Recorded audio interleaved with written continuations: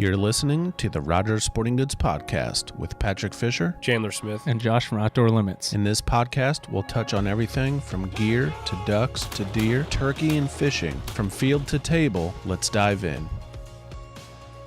Well, everybody made it in today. I was worried about that last night for a moment. I was like, well, Josh is an hour away almost, and if it snows, it's worse. Yeah. But remember one time coming up here, it was when we had that big cold storm in December. I didn't make it for one day, but the next day I came up and I'm getting on 635 and this car in front of me does a whole 360 and slams into another car just in total slow-mo going down. And I'm driving by, he's on the shoulder facing the wrong direction.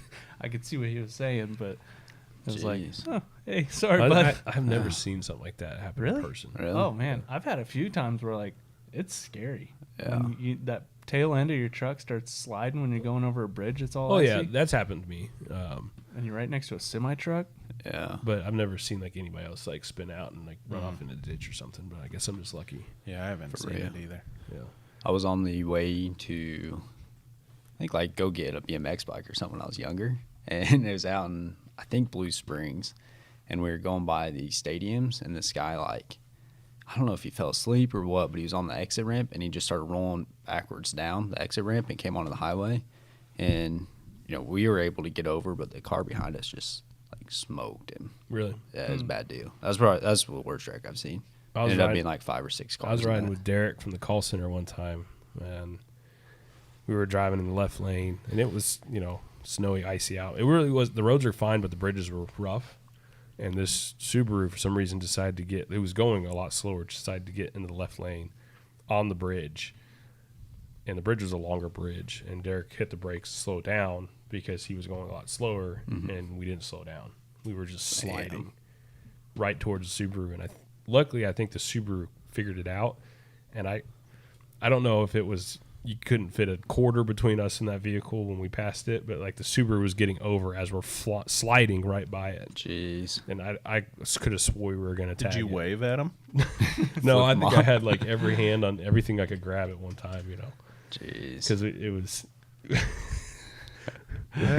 we had no control. Yeah. We just slid right by. Luckily the car like knew to get out of the way or something, but jeez. Anyways, that was a bad deal. That's like that time you, me, and my buddy went hunting, and my boat wasn't working, and it turns out I just didn't have the tank open for the oxygen. You didn't have to admit that on the podcast. I've had that happen before. And so we could not get it to work, and I didn't figure it out till I got home, and I ended up opening the tank, and it was like just sucking air. Yeah. It was crazy. But on the way home, we ended up T-boning somebody in the snow. It was kind of crazy. Bad day. Bad day. If your boat was working. Yeah. That's a bad day of hunting. We didn't get out to hunt. You forgot to vent the gas tank, which is I guarantee has happened to a lot of people. But and we could hear birds. We could hear in the water. Like, it's like 4 o'clock in the morning, all of them. iced up. We're breaking ice in the boat. They had a hole open. Yeah. We knew where they were. It was going to be a great day. Yeah. And then you T-boned somebody. Yeah. Do you ruin everybody's duck hunt? Pretty much. Yeah. So when it's cold out, I mean, pretty much every time anyway, but I've got a surface drive, so it's air-cooled, so I can start my boat motor whenever and wherever, right? I always make sure my motor is going to start and run before I get too far from home. Yeah. Pro tip. Yeah. Like, so you like leave your neighborhood, go to a gas station, like start it up? Exactly. Okay, I wouldn't feel nice to my neighbors if it was like 2 a.m. in the morning. Yeah, I have a little courtesy. I ran into a guy because I started doing this because I had one morning where I was at the boat ramp trying to get my boat start for like an hour and a half. I finally got it started and ripped on pad and got set up right at shooting time. But after that experience of like, my boat's not going to start today. Yeah.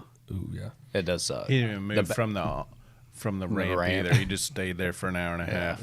That guy. You bet. The worst part about the day we were out there is we got probably 500 yards or so out of the ramp before it shut off because of the air. Oh, yeah, we were moving, and we're like, oh, my, this is great. We can hear the ducks, and it's like, boom, boom, boom, boom. And we couldn't get it back. And I didn't think about opening the tank. Nobody thought about it. And yeah, I mean, thought about it once I got home, and my tank's like half the size.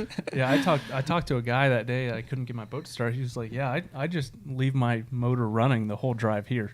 Oh my gosh. What? I'm like, "What? You're That's putting wild. unnecessary hours on your motor." Yeah, and a lot of them probably. Jeez, That's crazy. that's crazy. Yeah, I wasn't familiar with your boat, and like the moment that happened, we like immediately thought like fuel line, and spark plug, all the other stuff. For sure. I didn't even think gas tank. It was. Yeah. It's also really early in the morning. Ain't got no And gas. It was. I ain't got no gas in It was cold. That's good. Yeah. But you talked about hitting. What'd you T-boned? Yeah, so we It ended was up. like it was snowy. It was snowing out, and like there was ice, so we broke my trailer brakes off the trailer, backing the boat in. So that was the first big thing, and then obviously that Like went the down on brake the hump. lights, correct? Yeah, all the brake lights on the boat trailer when we backed it into the ice, Yeah. it snapped both those Yeah. off. Pro tip: you probably should try to make a hole. a little Yeah, bit before you- break the hole before you put it in. And then so on the way home, we're just like, screw it, let's just go home. It's like probably 6:00 by this time, and we're on right where W meets C Highway. Yeah. And we just slid through it, and it was my buddy's truck hooked up to my boat. Was it a 2-wheel drive truck? Yeah, it was 4-wheel drive. 4-wheel drive. Yeah.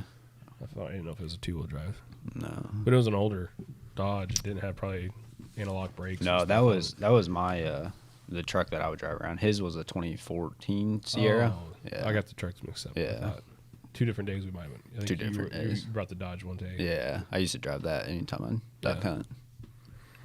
Yeah, not your That's wild. Honda. Yeah, not the old Honda. I loaded the Honda up with a jet sled and like 4 dozen decoys one day. And my jet sled was from the back window to the front window, and I couldn't move. I drove like this. Is it a Honda Accord? Yeah, 4-seater or Silver. 4-door Honda. Did I Accord. go I with think that you? thing's still on the road today. 100%. Yeah. Was I out with Took you it the through day you were Beanfield. pulling the decoys behind the kayak? Yeah, and I was telling Chandler about this the other day. My jet sled sunk that day, and everything started floating. That was Yeah. a scary. That was scary, and it was tied to my kayak. It was wild. Yeah. Josh has probably learned all that stuff. Yeah, early on. Yeah.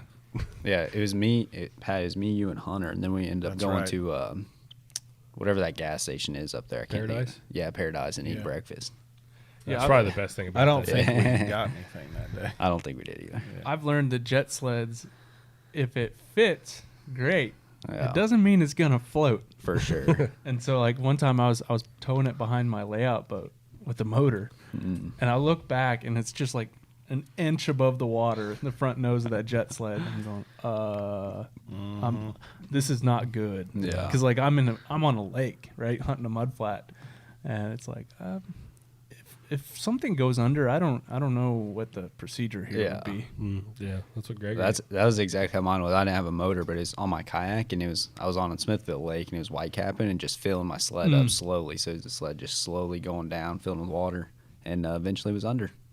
We It was bad, but I had floating everything. Thankfully, my blind bag was in my kayak, but everything else, like gun case and decoys, were back in the sled. I do kind of wonder. So I've got a sled with a cover on it with like a drawstring top, and decoys float, right? Yeah, So like even if it filled up with water, do you think it would?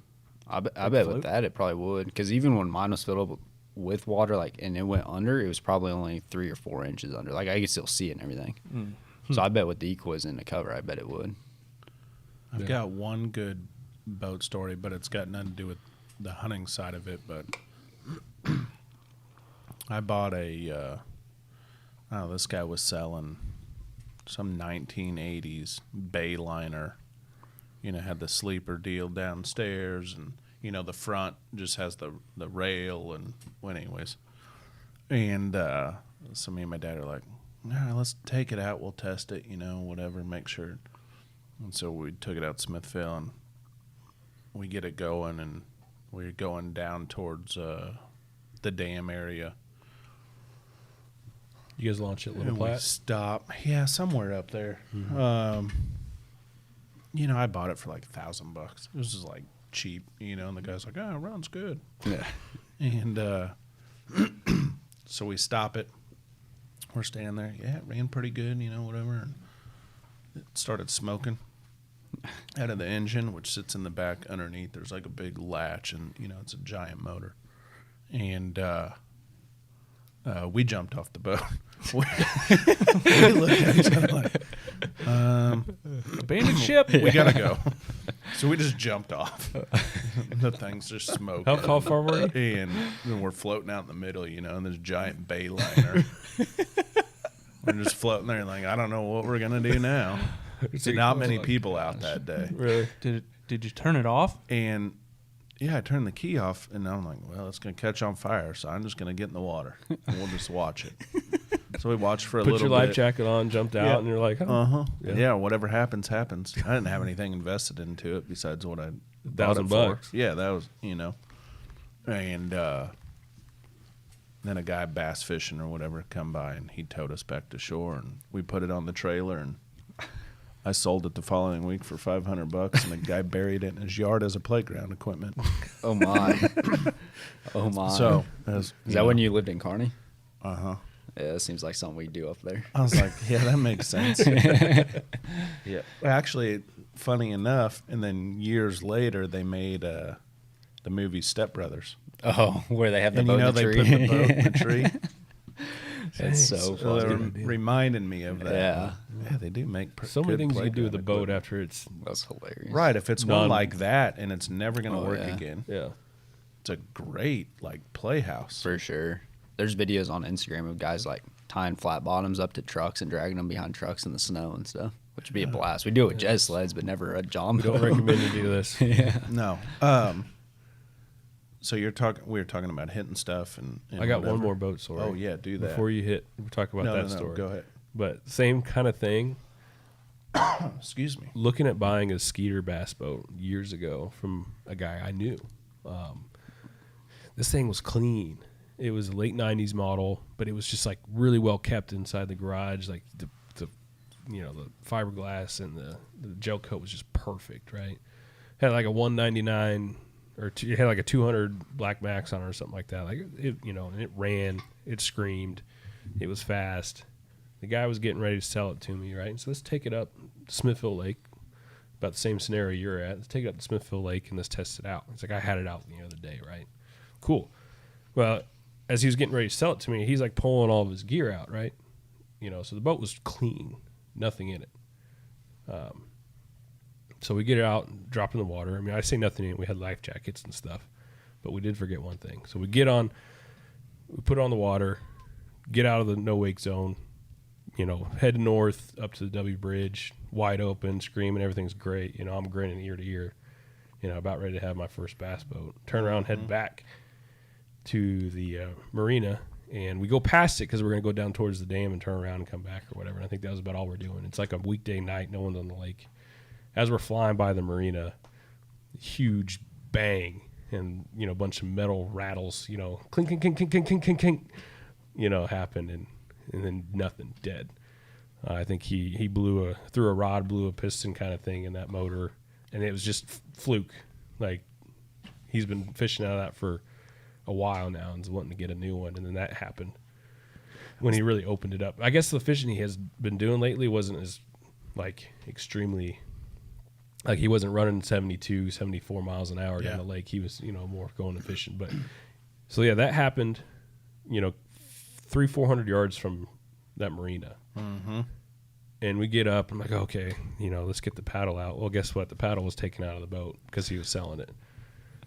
So we're sitting here on a weekday night, close to sunset, and we're just we can't move this boat. We're sitting here like kicking our feet on the water, taking shoes off, like paddling with our hands, and we ain't going nowhere. No trolling motor? Nope. The batteries were out of it or something like that. He didn't have he had a 12-volt motor guide or something like that. I was going to replace that with a 24-volt system and the whole thing, and he didn't have the battery, wasn't charged or something like that. Or he took it out because he was going to put it in his new boat. It was kind of dumb. But the trolling motor wasn't available, so we were just dead in the water. Someone came in like right at last light, pontoon boat. They were crappie fishing or something, and they towed us in. They towed you back. We were about ready to have, an all-nighter on the lake. Get the fishing poles out. Just have at it. We didn't even have fishing poles. It was Oh just a my test gosh. drive. Yeah. Nothing. So it sounds like we have a podcast for future spring about maybe buying boats. Right, yeah. Josh. It's the worst, though, when you go to sell one, then it's not working the day Yeah. you show it off. Yeah. I do love a good boat. Yeah. Josh Yeah. bought plenty of boats, and we probably all have some stories. But That's great.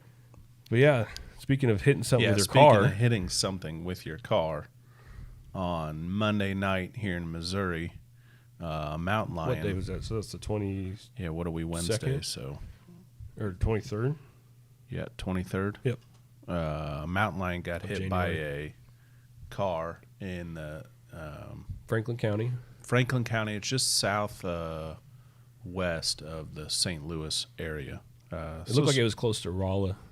Yeah, they said it was. So the exact location would be Highway T and Old Highway 100, just north of Villa Ridge in Franklin County. It's like the St. Louis region area. So So it first popped up. was it the Black Panther that we Right, talked about on the last one? right. Well, that's right. That Kinda the same popped area. into my head. We don't have any Yeah. news stories No, about but that this is- picture of that Black Panther. We don't know if it's credible or not. They Right. could have This is photoshopped it. definitely, as soon as I saw it, I'm like, 100% real. And then it was just where at, and then can it be confirmed where? Because people will, oh yeah, that was at wherever, but it was Villa Ridge in Franklin County. So struck by a vehicle Monday night around 8:30, and then I saw it Tuesday morning. And the Franklin County posted it, and then the MDC came out yesterday and confirmed it, obviously with everybody talking about it, And so that's the third confirmed sighting of a mountain lion in that region since 2011. Like me and Gregory were talking about earlier, at this point, we just say Missouri has mountain lions. Yeah, we've had. There's had not an plenty of overabundance of them, but I think we're to a point Yeah. they exist. For sure. And they do. It's not a huge secret anymore. I felt like growing up, it was like, was it? There was reports. I felt like some people never believed it. But it is wild. If you go to, you can probably find the MDC post. the MDC post or the Franklin County 411 Facebook page. Yep, Franklin County 411 Facebook page. They have a video of whoever was filming it from their vehicle, and then some still pictures. So the cat obviously got injured. It was stunned. This is from the MDC's report, and then it's obviously it ends up running off. They're trying to find it. The latest I knew was they haven't found it yet. Yeah. So it, hopefully it's probably good to go. survived and it's good to go. And Was it in a neighborhood? It looked like one of the pictures I had mean, like there a was a house house behind. But I there. don't know if it's Yeah, like a but I don't- country house. Right, Or if it was yeah. a rural. Yeah. sounds like that's kind of rural. Gotcha. But it was kind of wild seeing it. The Yeah, thing that's was nuts. like, they don't have specifics, Did you but did you say the weight? It's 200 pounds is what was estimated. kind of roughly around MDC 200 said, pounds. yeah. Like That is a big if cat. it stood up on its legs, you're talking like Was it 8 foot? 8-foot It's crazy. cat. That is nuts. And my thing, when I first saw it and it's hit by a car, I've come close to hitting a deer or whatever. You're driving down the road and maybe you're not paying attention if it's dark out, which it was, and it runs out and boom, you hit it and maybe right away you're like, oh, what was that? I think I hit a deer. Who knows? And you pull over and get out. Yeah. Yeah. And you just better get back it's in just quick. I'm like, well, Yeah. that's not a deer. Nope. I'd hop back in the car and Oh lock the my doors. gosh. Yeah. For real. You sent me that video Monday night or something, like right It after was. it happened. Oh, maybe it was right after. Sent me the video pretty Okay. early on. Like MDC hadn't even got any posts hold about of it yet, yeah. You sent me that video and I saw it at first and I didn't pull it up full screen. Right. I was playing it on a quick view look. I was like, why is Pat sending me a picture of a house cat in the road? And I'm like, did I tell you that? Did I tell you that to you, Yeah, Josh? yeah, you were I was telling like, me why that. did Pat send me a picture of or a video of a house cat in the road? Because it's a back view, right? Yeah, and 'Cause you're it seeing was the back- video well, portion. And he was zoomed in. Who he or she was videoing was zoomed into the cat, and you couldn't get a grasp on dimensions of the road and everything. So it zoomed in. I'm Right. like, why is there a house cat in the road? Then it zooms out, and you realize that cat took up the whole lane, Yeah. not just a little area. It took up the whole lane, and you're like, Uh-huh. oh, that's a mountain lion. Yeah. And then I saw the picture afterward. The thing was awesome looking. The closest to me or around here, I think, was right at the Highway 36 and I-35 at the Cameron exit, like on MDC's webpage where they put the dots of where. Yeah. And it's right there, just off the highway, right at that intersection on 35 and Highway 36, right at the main Cameron intersection. Yeah, that's only 25 minutes north of us. Like or so. Sonia's dad forever was like, I've seen him, like growing up out that way, you know, and he always used to say, I've seen him. He probably has. Yeah. I mean, you know, but unless you get proof, you know, they want to confirm every big cat sighting, at least in this state. For sure. Yeah, it's crazy. Go ahead. I was just gonna say. I mean, how many deer have you hit, Gregory? More than I'd like to admit. Really? All of them do a lot of damage too. You hit a deer with your car, Josh? One. Pat, what about you? 0. 0? I hit 3 at one time. It was my worst one. Yeah, it was in my Honda Accord, small car, first car I ever owned. Did they just roll over the top? One did, and the other 2 went off like the passenger side. But me and my buddy were driving around, and we were coming back home from Liberty and going back to Kearney, and it was on 33. And yeah, a bunch of deer ran out in the middle of the road, and we ended up hitting 3 of them like instantaneously. It was crazy. Jeez. I don't mean to take us down a rabbit hole, but I know No, one time that's- driving home, I bumped a deer. I didn't I hit it, but it was like a love tap, and the deer walked off. It was fine. But on The that deer same felt the same way. Yeah. Oh, thanks for the love tap. didn't do any damage to the front bumper. I just bought that F-150 that I have right now. It was brand new. And then that same road years earlier, I was with Derek again. Why we used to roll around town together quite a bit. I was with Derek, and we came up to these deer across the road. He put on the brake. We didn't hit one head on. And then once the headlights passed one of these deers, it freaked out and ran right in the side of his door. Yep. And Derek had the window down and everything. I thought the deer was about to jump in with him. We stopped, and then, Yeah, so Derek came to complete stop, and then but as he was coming to complete stop, the headlights passed the deer on the left side of the road, and it freaked out and just ran full sprint right on his his driver door. I don't mess with deer anymore, man. That was pretty funny. the worst thing is people swerve. For sure. Yeah. Like, Oh, yeah. just Slow down. Try to slow down, and If you hit it, if you hit it, That's why you got insurance. That's why you got That's- insurance. Yeah. So, and we'll wrap this up. The scariest thing for me was mountain biking in Colorado. I was flying. This is years ago, and right as I come like this, I was on Copper Mountain. They had a mountain bike thing, ski lift, the whole idea. We were there in September or something like that. I was flying down this blue line and going pretty quick, but you come in the timber, and then you come out of the timber and in the timber, and like they kind of weave it in and out going down the slope.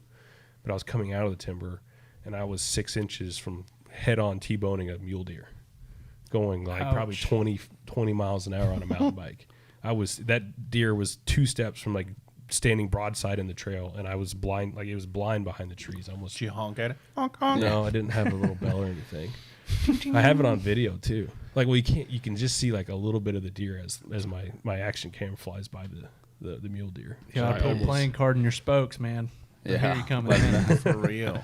You get the perfect broadside shot, but Oh, you just man. don't want that on a mountain bike. Yeah, it was a female, so Huh. so I didn't have any, That's wild. 5x5 racks to dodge or anything like that. Yeah. That they said if you come across it, obviously let us know, and probably wouldn't approach it. Oh, the mountain lion. Yeah. Yeah, that's cool to see though. Those things look awesome. Oh my gosh. We'll see from a distance. Oh, that's what I was gonna say. Is it's a big story, and I won't get into the whole story, but one of the football player, recent story, he's getting a bunch of backlash for shooting that mountain lion Yeah, in Colorado. in Colorado. Yeah. And he goes, I don't understand.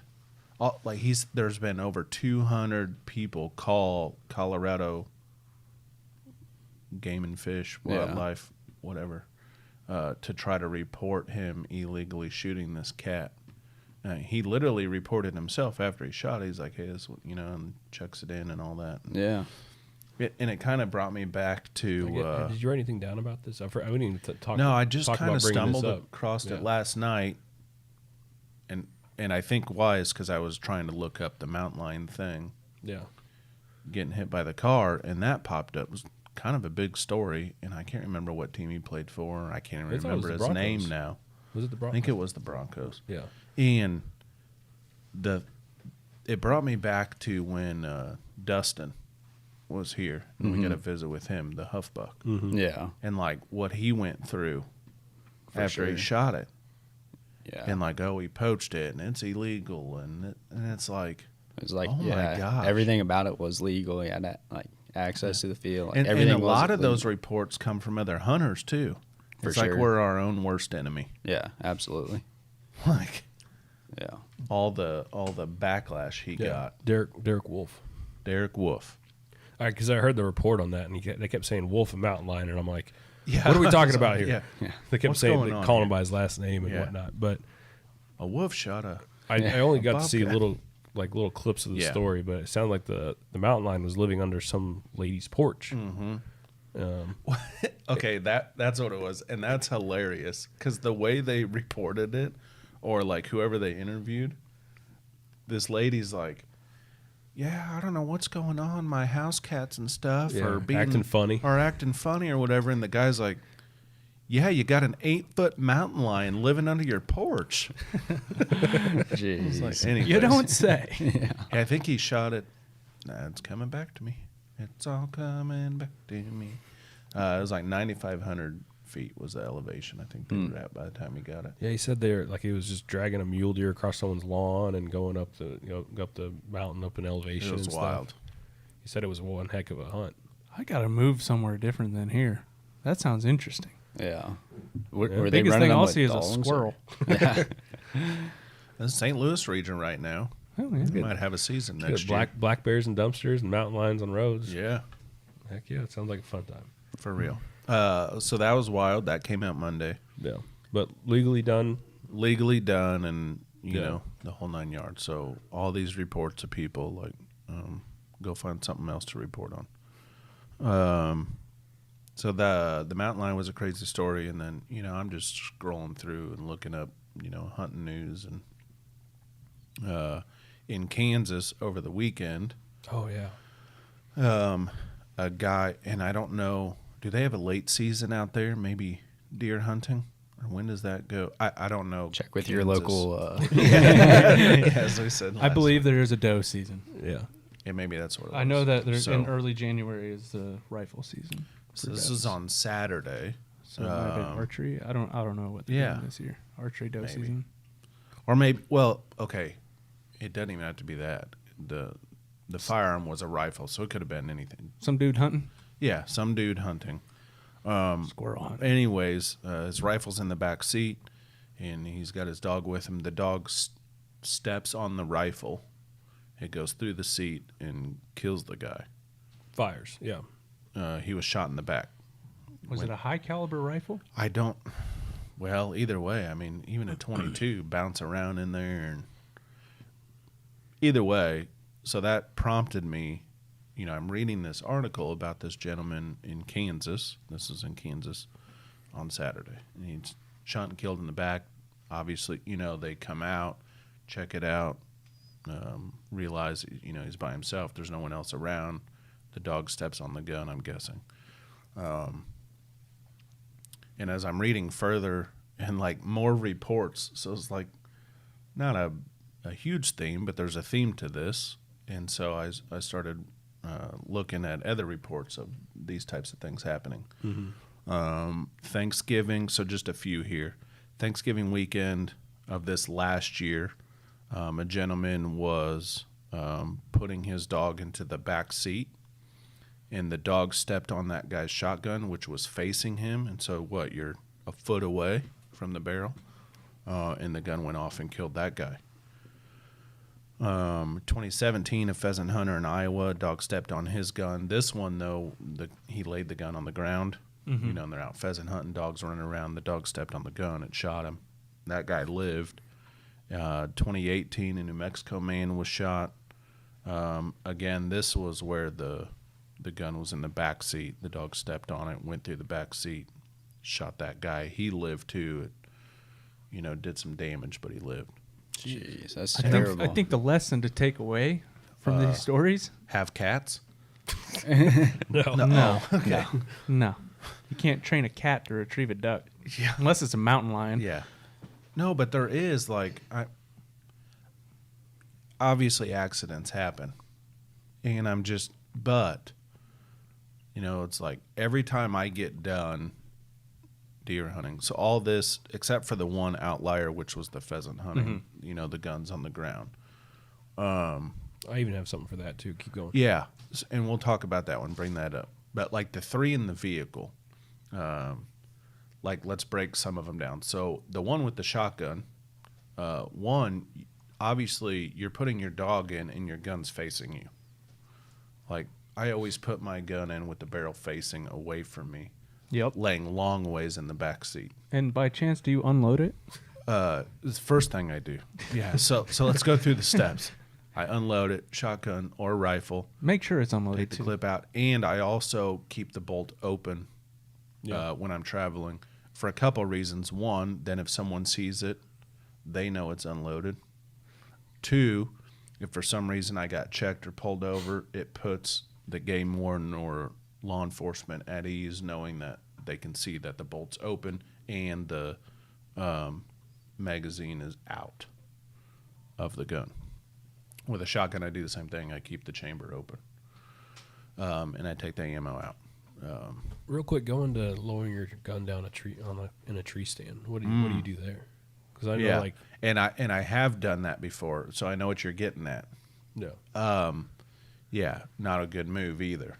Yeah. Lowering it with the barrel facing up at you, and you're lowering it down, looking at your high-powered rifle barrel. But yes, I put it barrel down. Now, make sure your rope that you use isn't so long that when you lower your gun down, the barrel just goes right fills with dirt. Yeah. and fills with mud. There's probably a way you can attach, or I don't know if they sell this, but a way that you can attach it 2 points on a rifle and lower it down. If they don't sell that, it might be. Tie a rope to the sling. I mean, yeah, you could do like. Oh yeah, something where it's going down level. Yeah. Right. But makes sense. But yeah, the key takeaway is, I mean, safety first and foremost. But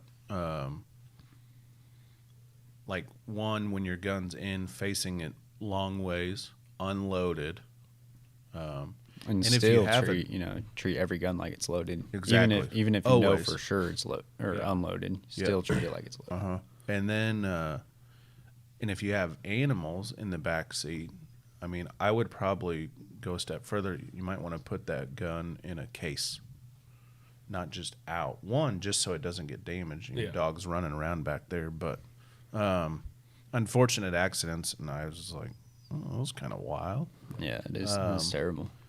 And not having them face, I don't know if this was the case, but if the barrel's facing you while you're driving and the gun's sitting behind you and the barrel's leaned up and facing through your back seat, make me nervous.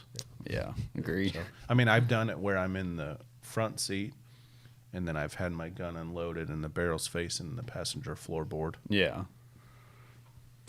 But anyways, those are some stories. But what was the pheasant one? Just like that pheasant hunting and going to thinking about waterfowling in the field and even, hunting in marsh and just different scenarios. Whenever after a volley, when you're not actively hunting, when everybody's in a safe position, like we got to get into a rhythm of like putting that shell, like, what do you call that, Gregory? Half in, like you. I always flip it so the brass is in the bolt, but the hole is facing out. Hole's facing so the out. bolt can't close or anything, and you see that the hole's facing out. Everybody can see that. And I shoot, like on a 20 gauge, it's bright yellow, and I know 12 gauge has a bunch of different colors, but like it's a really red shell. It's a visible thing to see, but like after a volley of geese or something or ducks in the field, everybody gets so excited to go out and chase birds or work the dog or something like that, and all the guns are facing it, everybody's kneecaps or whatever, or even worse, higher. Mm-hmm. But we got to get in the habit of putting these guns on like on a more safer mode, like whenever that stuff's happening.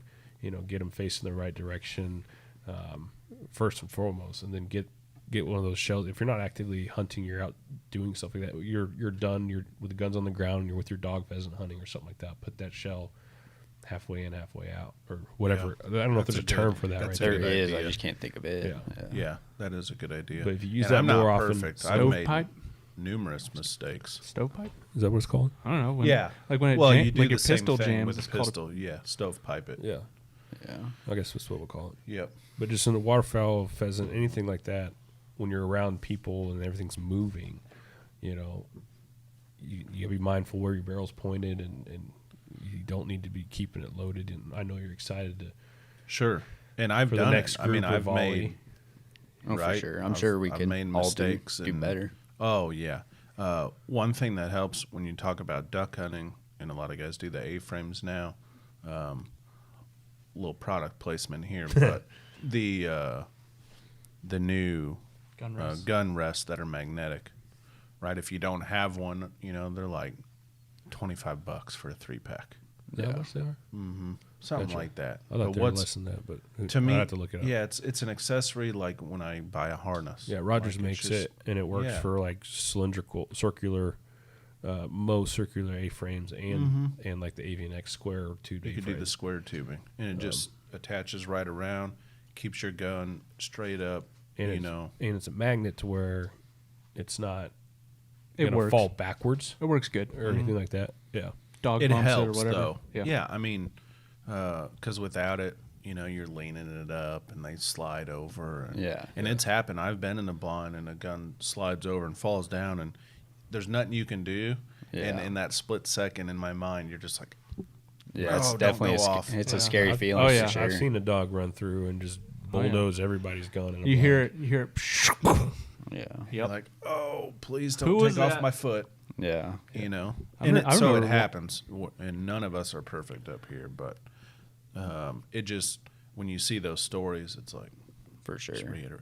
And I don't know how many times when I'm sitting in the blind, my finger's always down there checking the Safety. safety. The safety. I'm like, is it on? I'm Is it a- on? I'm a- Is it on? Is it on? I'm a frequent safety checker myself. Yeah, it's for always it's like the number one thing is like this movement to like check and make sure it's on safe. Check and make sure it's on safe. I just every time I handle it's that button. A customer at the store yesterday was buying his kid a shotgun, and I think it was Mossberg. He liked Mossbergs, and it kind of made sense because the safety is The thumb safety. on top, Yeah, and he can visibly see when he's with his kid, you know, instead of the behind the trigger. Yeah. yeah, for sure. It kind of made sense. You remember the little dots you used to have to put on your shotgun? Oh yeah, I remember that. For turkey At hunting. least in Missouri, for turkey hunting, it said "Be safe." And it was a little yellow circle Yeah. dot. You can throw a picture of it if you can find one up there, Yeah. Hayden. And the old school, Yeah. like obviously, I don't know how long we've done it. You know, back when Right. we were doing the yellow, Tags. 2011, 2012. I think But was the yeah. last time I remember seeing that stuff. and it's just so every time you pulled up, that little sticker there is screaming at you, "Be safe." Yeah. But you know, it's just a way to make you conscious, and you Yeah, were that's because pretty you cool. saw it. Yeah. It's like, oh, be safe.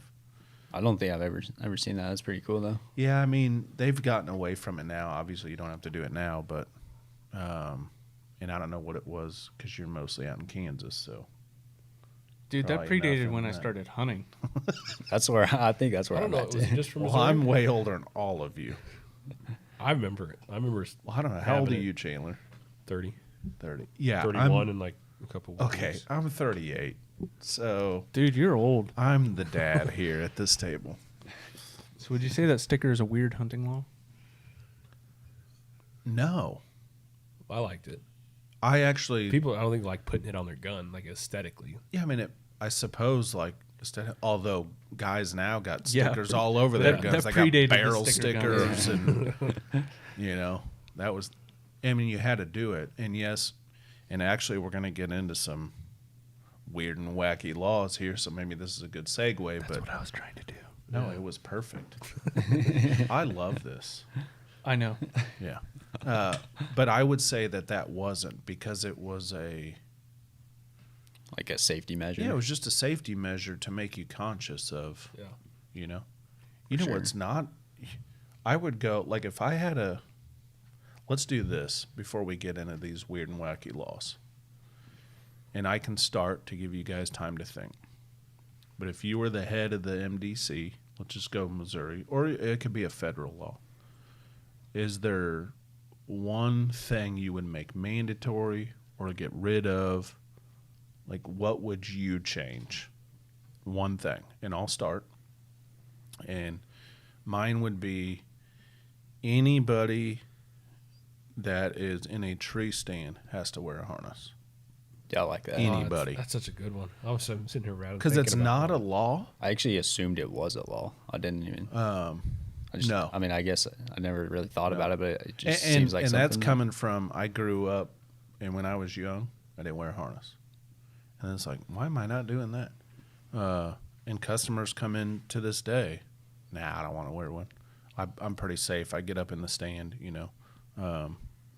now they got lifelines, which is awesome. But I would make a harness mandatory. If you're caught without one, it's a fine. I'm not, and then after so many strikes, maybe you get put on probation or something like that. But especially your kids.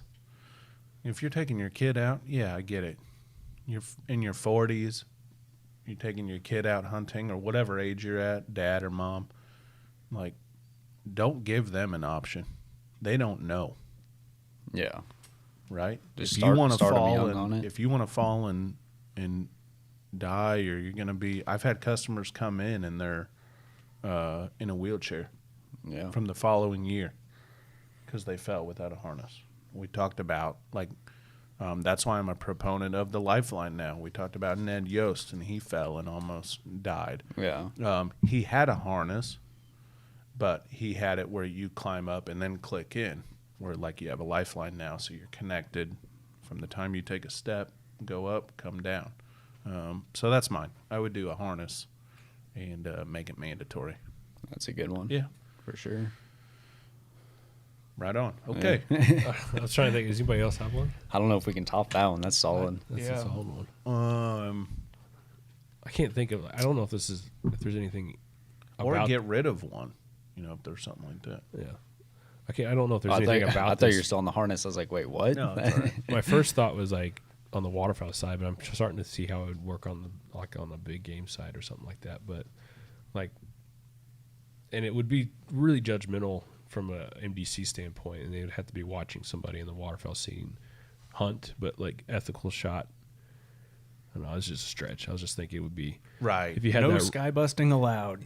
Yeah, I mean to a point. kind of that. Where do you draw the line of is it ethical or not? Why are you taking these shots if they're if they're not running lethal. shots, running deer shots? Here's a good one. No jump shooting on public land. Yeah.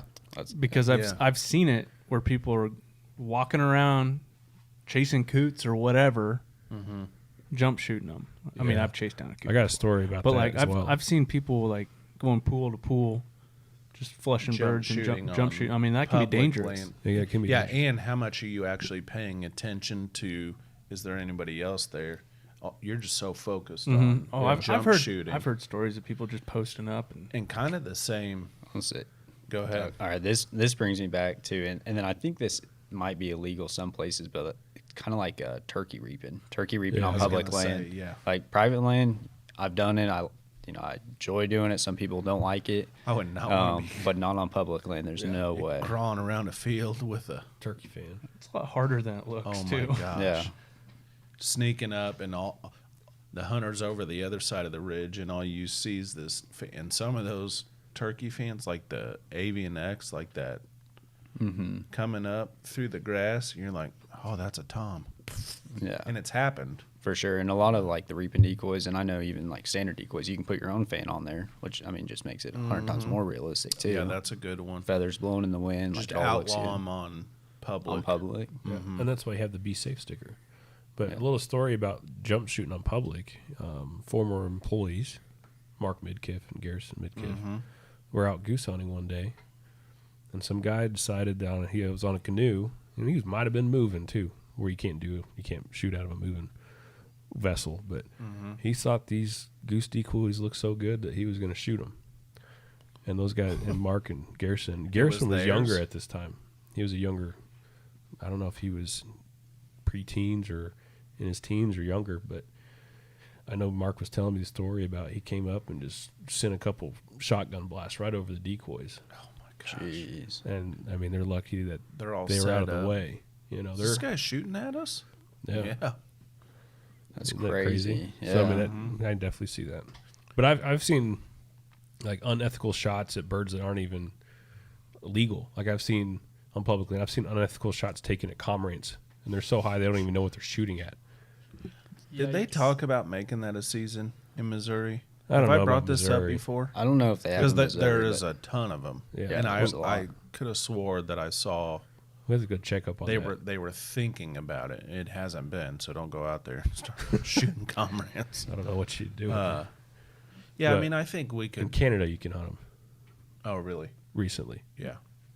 But- I mean, most of the measures we take for me would be more safety style measures, not as much limiting things like, like we talked about the blue laws. I'd like to get rid of that just, nationwide. oh, for sure.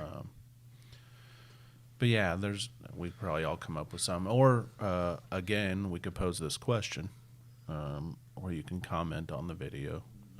What's something you'd like to change? Yeah. What's something you would add as a law or get rid of? Either one. Yeah, that's kind of That'd be a good one. So that kind of segues into some stuff we yeah. found. And I was thinking about my ethical shot thing I was talking about. Segues into something in New Hampshire. We'll get on in just a second. But I was thinking about on the waterfowl side of things, just people not taking lethal ethical shots. But you go into deer hunting, you were talking about shooting at running deer. And people have done also, it. And I've seen some great shots at running deer. You know. Like, boom, done. have you skinned a deer and had arrows and stuff in random places? Have you ever found that? Because that's been I been haven't, but stories. yes, I've seen. I mean, I've seen pictures of it. I know people that have, you found remnants of an arrow or something that Yeah. broke off. And I know sometimes things happen when you're archery hunting, Sure, but yeah. Yeah, there are. I mean, there's just a lot of variables there's a lot of outside variables your and stuff, control. but I don't know how you'd enforce that. But in New Hampshire, New Hampshire. New Hampshire, bow hunters must label their arrows. Find my sheet. That's page 2. Yeah, page 2. Yeah, must label all their arrows with their name and address. Yeah, Let's see.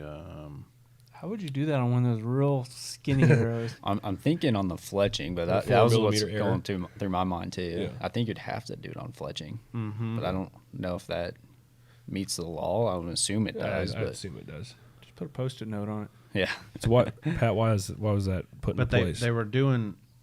It's basically the idea of that law was to. It was more focused on promoting ethics. So. The belief is that if a name and address is on the arrow, then unethical shots may not be taken as often for fear of being exposed for taking said unethical shots. You could even it could be So- unethical or like bad hunting spots, like when But you got here- arrows stuck in the side of here buildings. here would be my, like if I'm going to play both sides to this. How are you going to prove it was an unethical shot anyways? that's what I was gonna say. Like, you I would don't- have to see it no matter what. Right. to Yeah. prove Like, it. yeah. If I go out there and let's say I pull back on, well, I'll tell you. So just real quick to kind of go along with this. So I'm bow hunting and I'm pretty sure I got the range figured out as like 30 yards. I'm like, perfect. I mean, I've practiced enough. Like 40 yards and in, I'm super comfortable. And so I draw back and I think I'm right on for whatever reason, whether I flinched, I didn't release easy, whatever, my arrow flies or I misjudged the distance or whatever reason. When I ranged, it picked up a different target and my arrow flew high. The deer slightly quartered away. I'm like, this is perfect, right? And it went high and the arrow lodged in the neck, in its spine. So it immediately dropped. I get down, I go up there, shoot it one more time, finish it off quick as I can. So with the unethical shot, that would be the only thing. I don't know how you could, right? The game wardens aren't with every hunter, or I don't know what they're trying to do. I shoot it. I got a bloody arrow. Game warden checks me. I'm like, oh, yeah, I lost my deer. Whatever. There's some blood on an arrow that you have. It's got your name and address. And he's like, well, that's unethical. Like, Yeah. I don't know. What if a deer was found with 3 arrows of yours stuck in it, all sorts of, the rump, Maybe it's everything, more that. and then he didn't even try to go look at it. If you like, find the lost arrow deer. inside the deer. But, and that brings up another one, which we could segue into that. But yeah, that would bring up. But you could still get like a deflection off a branch or something. Yeah. Like there's Yeah. still things I that still could don't just know how you, happen. and maybe mentally or psychologically it makes you take more of an ethical shot I because feel like that's the way that this was worded. because your name is on it's like it. like you know that like something bad happens, the arrow goes flying off. They can somewhere. identify that arrow was you. They know who shot that arrow. And maybe it's not as much the unethical shot as it is if you do something wrong, They'll find you. your name Yeah. is on this arrow. And take a look at the part of the country that it's in. It's a very, I would assume, very populated area. Never been to New Hampshire, as far as I know. Might have driven through it going to Maine. I don't know, but Yeah, I get what they were. like there could be a lot of residences, and maybe people have hunting areas that are like surrounded by houses or barns or homesteads or whatever. Yeah. That and maybe like trespassing. If you Oh, pass, yeah, pass that- through a deer and you lose your arrow, like it Stick an might- arrow 6 inches deep into a yeah, tree. and like, make you think about maybe trespassing more, or trespassing Sure. less. Yeah. Yeah, I'm gonna because trespass because I'm gonna put my name on my arrow. but that kind of going with the recovery of the deer, and was it ethical, unethical, which this just passed. This was another, for me, this was kind of a wacky law that finally passed July. It took effect July 1st of 2022, so last year.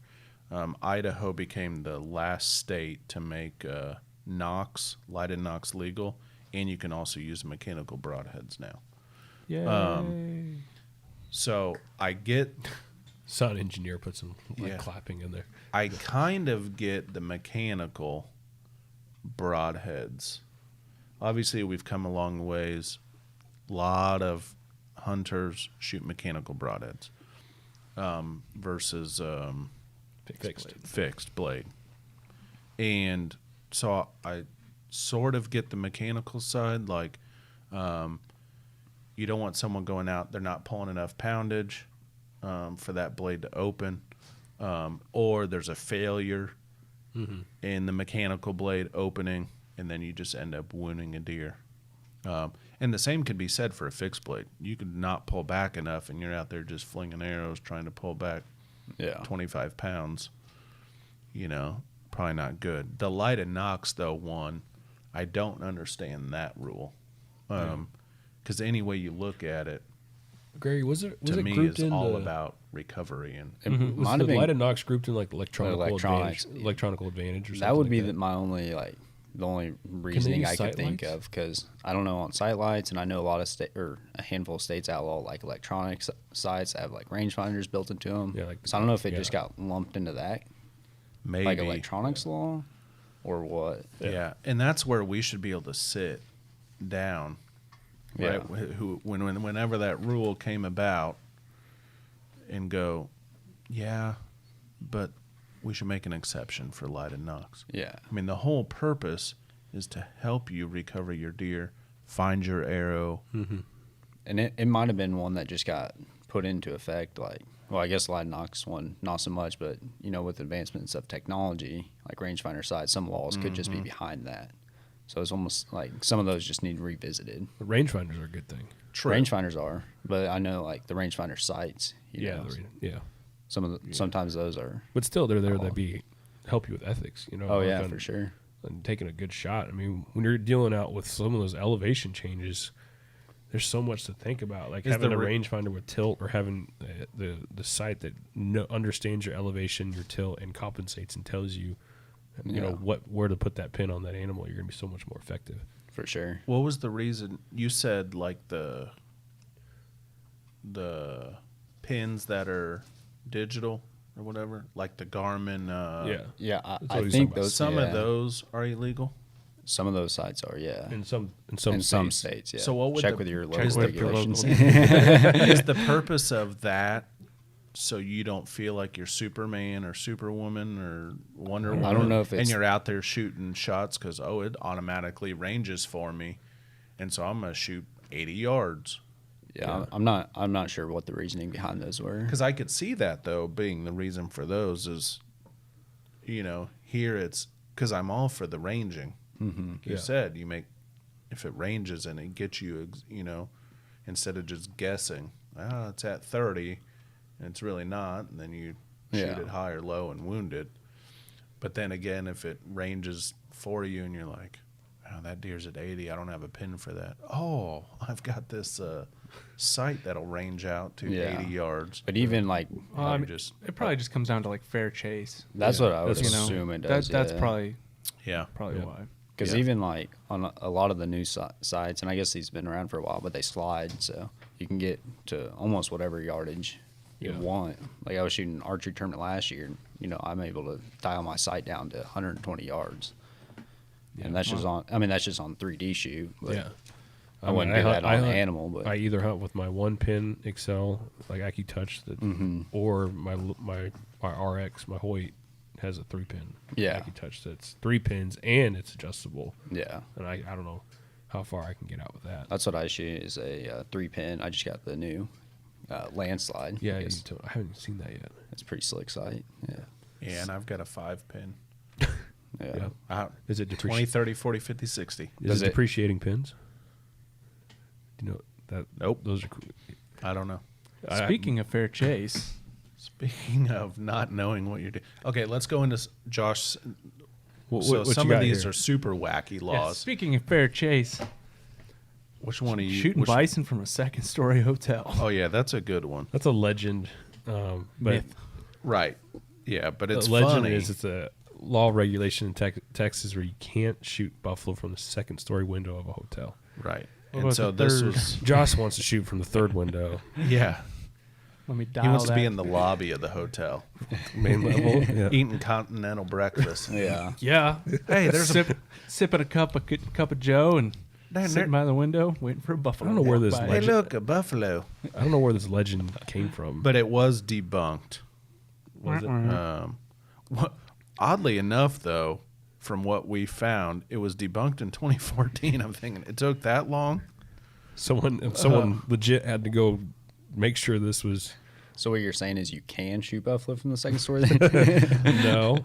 Check with your local DNR. yeah. Go read that section, Pat. Okay, so the legend stated that in Texas, it was illegal to shoot a buffalo from the 2nd-story floor of a hotel. In 2014, the Legislative Reference Library of Texas sorted through records to figure out if this is a law or if it ever was a law. Nothing turned up that showed this was an actual law. While this may not be a law, it is generally good advice not to brandish or to utilize a firearm out of any story floor of a hotel, which kind of makes sense. You don't want to be up in a hotel window Trying to Chris Kyle a buffalo. with your that's yes. So that one was a myth, but it was odd that it's brought up. It's just weird. Yes. So You know what else is weird? Yes. Well, there's a lot of weird ones, but let's go with Who's- another one. Who's here. gonna say the best one? We saving that one for last. Yeah, we'll save what's that the one best for last. I think. Oh yeah, that one. Yeah, Yeah. that one's good. So this one's interesting. I'd be about it. So the date of the law. So this is another Bigfoot story. It's a trend. This is not a Bigfoot podcast. I know. There is. It is a trend. Side story here. There's a podcast called Sasquatch Chronicles where people call in and give their experiences Of Sasquatch. about like encounters with Sasquatch. It's called Um, Sasquatch Chronicles. When Gotta was check it it out. passed? The date of the law being passed varies as each state is different in their law surrounding Bigfoot hunting. Washington banned Bigfoot hunting in 1969, which begs the question, like, pre-1969, apparently Bigfoot hunting was okay. And then I dig deeper, and I said this before we started, there's some issues with that because there have been people that have dressed up as Bigfoot to mess with people. Pre-1969 in Washington, you don't want to be dressed up as Bigfoot walking around a park, No. and it's legal to hunt them. Yeah. Talk about putting a And then target you- on your back. And then Yeah. you realize, that it's not Bigfoot and it's Uncle Harry. Yeah. So that was kind of wild. Let's see here. Oklahoma has offered up a $3 million bounty on Bigfoot if brought in alive. Brought it alive. Yeah. Some states will allow Wow. Bigfoot. Well, yeah. geez, a big That's- old cage I trap. would say that's a huge trap. Yeah, we don't sell those traps. Some states will allow Bigfoot, Do they allow if footholds? ever sighted, to be killed on the spot. Let's see here. Hunters specifically in Skamania County, Washington, may be punished with a misdemeanor and/or fined with a year in jail and a fine of up to $1,000 if they even make the attempt to hunt for Bigfoot. Needless to say, check with your local game warden if you are considering the hunt and search for Bigfoot. That was kind of wild. I just have a lot of questions on that. So Jeez.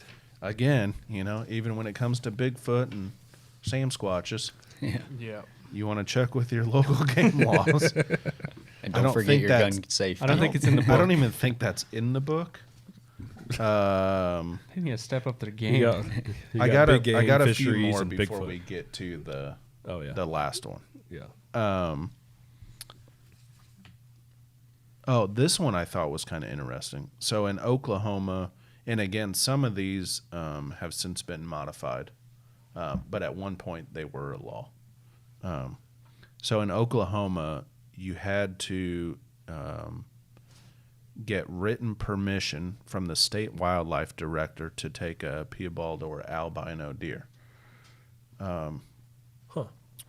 Yeah, and so when they looked into it, they're like, "What is that?" Like, there's no significance to, Yeah. helping or hurting.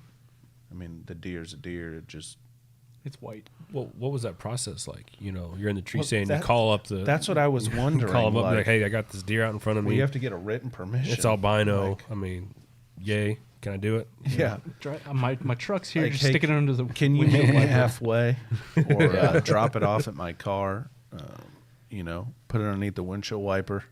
Maybe help me drag this thing out of here. Yeah. That one was kind of wild. In Florida, I don't know why they have to make this an issue, but it's Florida, It's so. illegal to molest key deer. jeez. So you Alright. just, you know what I mean. Don't mess with the deer. Just hunt them. Connecticut. This one was funny too.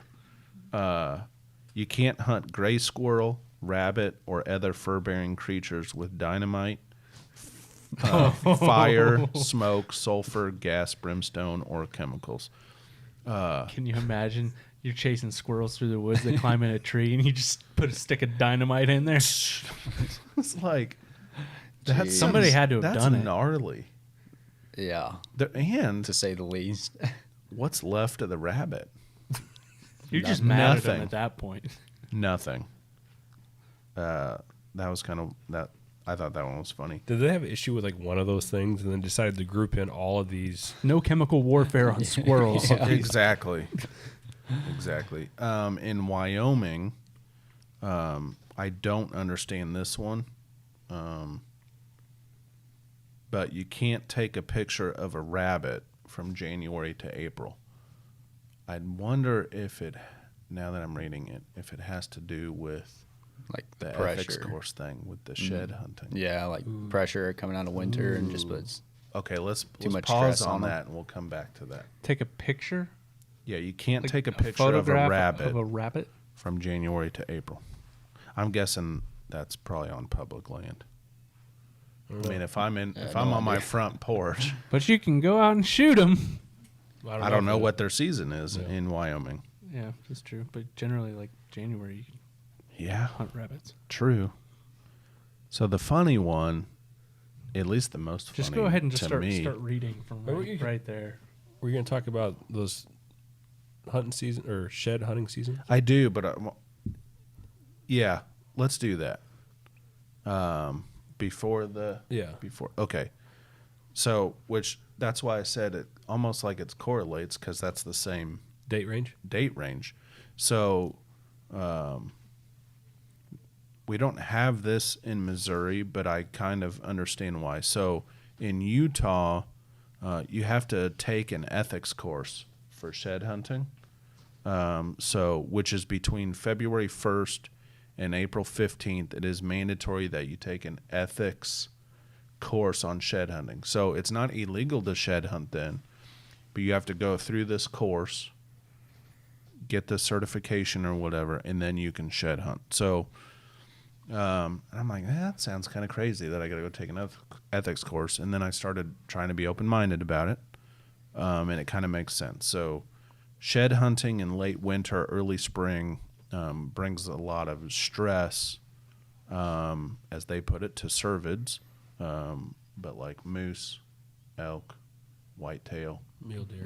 mule deer, in a lot of Bigfoot. dangerous ways, because coming off of the rut and then into January, they're trying to find a lot of food to build back their energy. And so when you have shed hunters and they're out there running around and you're trying to find sheds, and then the deer are always constantly moving, right? And it's putting stress on them because they're trying to find food. And so I actually kind of understand it. In Missouri, we think about our winters. I mean, a whitetail is probably not having a hard time finding food. Yeah. You know what I mean? Like there's just crops and there's plenty of food. So, and maybe that's the correlation. Maybe that's why. And our winters just aren't as harsh. Yeah, too, they're some of those mild, right? Western states, yeah. Exactly. So, but yeah, I found that kind of interesting, that because at first I'm like, why would I need a course on how to find sheds? Yeah. You just walk around and look for them. Did you see, or did it mention if that's an annual thing, so you have to retake it every year, or? I would imagine, no. It didn't say that. It's probably like your hunter ed course. Yeah, you take it once and or. done. And then maybe, yeah, I don't know. That's a good question. But I kind of understand it, I guess. Yeah. I mean, it does make sense. If you're worrying the animals constantly, Yeah, you basically just Out put there. a season on because shed then hunting. they're going through their fat reserves and they're not being able to eat. So, kind of makes sense. For sure. But yeah, that was kind of different. Which brings us to the Golden Star Award for a wacky rule that we found. So the law. Just start reading right here. And You then wanna they'll do kind that? of get, Okay, we yeah, put a yeah, little yeah, anticipation yeah. behind it. So, on March 3rd, 1853, the U.S. Senate approved a request to import camels for the purpose of military transportation. 75 camels were imported from Egypt to the U.S. and stationed with the Army at Camp Verde in Texas. In 1857, the herd was split, and about half went to California. Comstock Mining in Virginia City, Nevada, also purchased camels from the Middle East, as they were known to be good at transporting items across desert terrain. With railroads coming in shortly after, camels were no longer needed and were sold to several different entities before the Arizona Mining and Trading Commission bought them to help with transporting ore. The camels did not handle the rocky terrain well and were deemed useless and set loose to wander the desert. The law is you cannot hunt a camel in Arizona.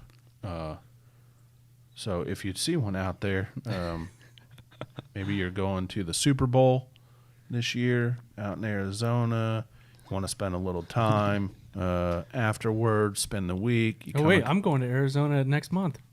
Yeah, so if you're out there, I'll keep an eye out for one. keep an eye out for one. If you see one, though, please don't shoot it.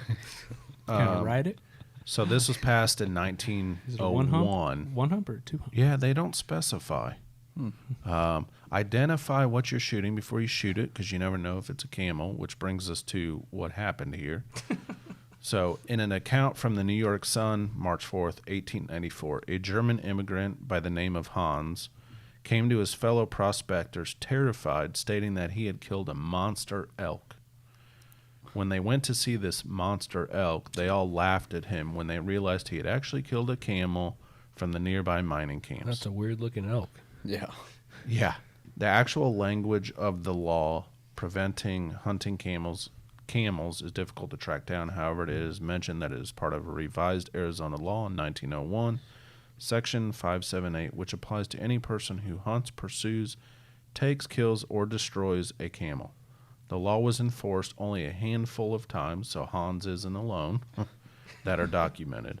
The most commonly found enforcement was from an unnamed game warden who was calculating his approach to recoup money from a traveling circus. You can't hunt camels in Arizona. Please don't, you know. But I want to. Yeah. Just, you know, they're trying to reintroduce them into the wild. We don't have a season yet. Give it a few years. We just need some more conservation dollars behind We it. got some, yeah, exactly. Check with your local game and fish. Yeah, that is wild. Can you trap a camel? If you want to try, I mean, that's kind of like the Bigfoot scenario. Check with Put your a local snare game. out there. No, that would kill it. Wild. That'd be illegal. Snares kill. All right, cable restraint. Those are crazy. That is wild. And there's a lot more wild and wacky laws and stuff. And again, if you've got a what you would want to change, I want to hear that. Yeah. A new rule for your state or nationally. Send that'd us be an cool. email. Yeah. Podcast at rogersportinggoods.com. Exactly. To finish off, I wanted to go over, obviously, Missouri deer season's over with now. So we're getting some numbers back. So it's kind of the preliminary reporting. This could fluctuate just a tad, but it's pretty set. So these are the final deer harvest numbers in Missouri. 299,721 deer were killed. Man, almost 300K. Mm-hmm. Of those, 140,736 were bucks, 131,956 were does, and 27,029 were button bucks. Okay, I was wondering Oh, what yeah. next. I was like, Fawns. Still a lot of button bucks. Yeah, my first deer I ever killed was a button buck. Yeah. Yep. I've got one on. Then me and Dad walked down there. He just kind of picked it up. Yeah. You know, first deer, right? You're like, I don't know if I was 8 or something like that. You're All you see is deer. excited. Yeah. So, didn't quite make the 300,000 mark. That is a little above what we took in the last year. So we're a little above that. Your top 3 counties were Franklin, Callaway, and Jefferson counties. really? Franklin. We were just talking about that with the mountain lion. Well, I think it's the St. Louis region. It's more people. Yeah. So more people hunt. So that was a slight increase from the 21-22 season. And then some interesting things. So where I got this, they were came up with some other stuff. They were I can't remember who the lady was. They were talking about it. Who's like a historian on deer hunting and the population. So 100 years ago, there was barely 1,000 deer roaming Missouri, give or take a little bit. Yeah. I mean, but 1,000. And then today, there's over 1.5 million deer. And a lot of that comes from, obviously, overhunting. I mean, we've seen the old pictures. You've seen the old buffalo picture where the guys are standing Yeah. on the buffalo skulls, like Yeah. is over hunting. And then The mallards in like the Chicago market. Yeah, like punt guns back in the Oh, day. yeah. right, exactly. So it's just, All the over Leo- hunting. Yeah, Aldo Leo. Did he talk about that? Who talked about like guys having like they shot 200 blue-winged teal in the morning or something? Like you're that? just Yeah.